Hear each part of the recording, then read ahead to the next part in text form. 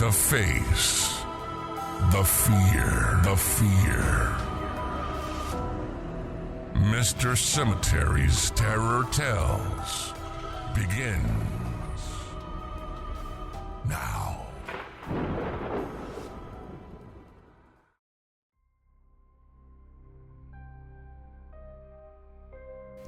Now, welcome, my frightful fiends. I've seen you found your way back into my little crypt of horrors. How delightful.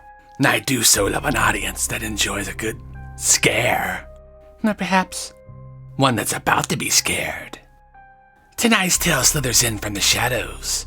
The story of a boy who loved monsters until he met one that loved him back. You see, some things aren't meant to be stared at through the bedroom windows, because sometimes they stare back.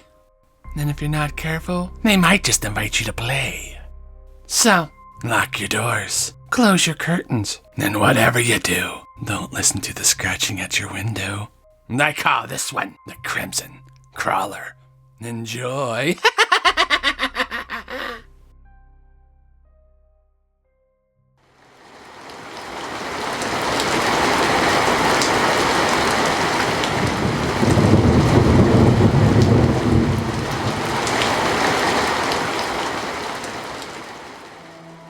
Timmy always loved scary things. His room was a shrine to horror. Had posters of monsters, shelves filled with creepy books, and even a few handmade drawings of creatures too twisted for the world to know. But on this night, his love of the macabre became his downfall. The storm outside wasn't normal. The wind didn't just howl, it wailed, like something trapped within it, screaming to get free. The rain lashed out against his window, and the thunder rattled the walls. Then came the sound. A scrape, a scratch, like claws raking against the glass. Timmy froze, his heart pounded. Lightning flashed, painting his room in an eerie glow.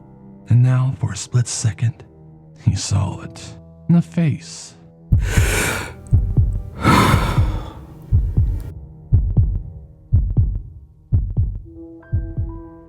Not a human face, not even close. The skin was raw, red and glistening, like it had been peeled away. Black veins pulsed beneath the wet, exposed muscles. Its eyes were twin black voids, pulling him in like an endless abyss, and from its open, gasping mouth, something thick and black dripped onto the glass, sizzling against the rain. Timmy stumbled backwards. He wanted to scream, but terror locked in his voice, in his throat. The thing outside moved, a bony finger tracing a slow, deliberate line through the fogged-up window. And though it made no sound, Timmy heard it. Come out and play.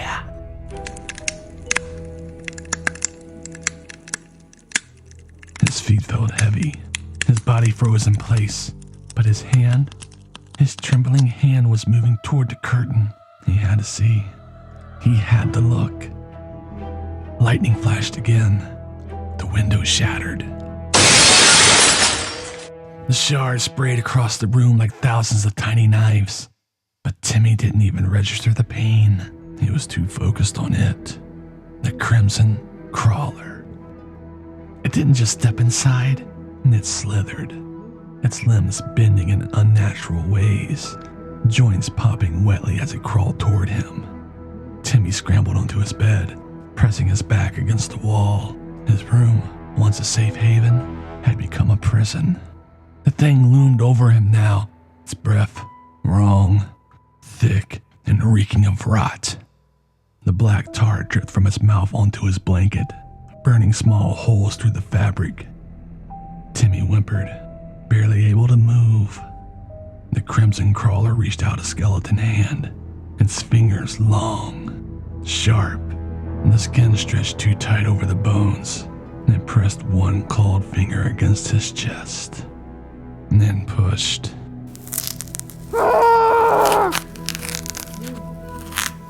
And it didn't stab him, it didn't rip him apart, and it just pushed. And the pain that followed was unlike anything Timmy had ever felt. It was as if his ribs were bending, stretching. His skin folded inward, his bones liquefying. His scream finally tore free. A ragged, strangled cry that barely made it past his lips. The black tar oozed from the creature's mouth, spilling onto his face, into his eyes, into his mouth. And it burned like acid. And still the crimson crawler pushed. Timmy's body began to sink into itself. His limbs shriveled, his skins tightened, and his bones cracked and cracked and cracked as he folded into something smaller, something wrong. And just then, when he thought he would die, it stopped. The pain faded. The crimson crawler stepped back, head tilting in an unnatural bird-like way. Timmy gasped for air, his vision swimming, his chest heaving. And that's when he saw his reflection in the broken shards of glass. He wasn't Timmy anymore. His skin was red, raw, peeled back. His hands were stretched, fingers too long, bones too sharp. His mouth dripped with black tar, and his eyes were nothing but voids. The crimson crawler turned and slithered back toward the shattered window, and its job was done. Timmy tried to scream, to beg for help, but all that would come out was a whisper. "Come out and play."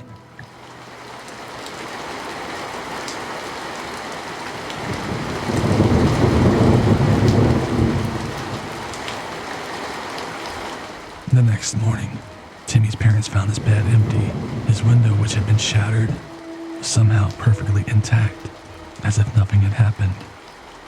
But they did find something. A handprint, not on the glass, on the inside of the door. And that night, another boy across town heard the scratching.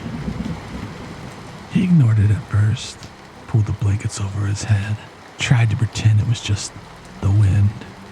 But then the voice came. "Come out and play." And then when he finally looked, lightning flashed, and then Timmy's face was staring back at him.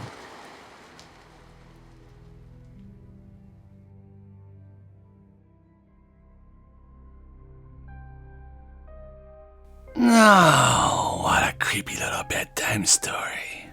Poor Timmy wanted to be surrounded by monsters, but he'd never imagined he'd become one. But don't feel too bad for him. And after all, he's still out there, looking for new friends to crawl into his life. And speaking of friends, why not share this tale with yours? Go on, send it their way. And after all, horror is best enjoyed together. That way, if something starts scratching at the windows, you won't be alone. And don't forget to like this episode, unless you want the Crimson Crawler to pay you a visit. And tell me in the comments if you heard a whisper at your window. Would you look, or would you hide under the covers and hope for morning? Let's see who's brave and who's next.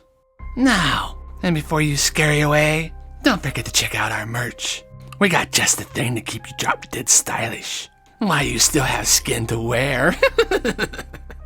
Until next time, my frightful fiends. Remember, if something wants to play, just say no. Unless you like your skin inside out.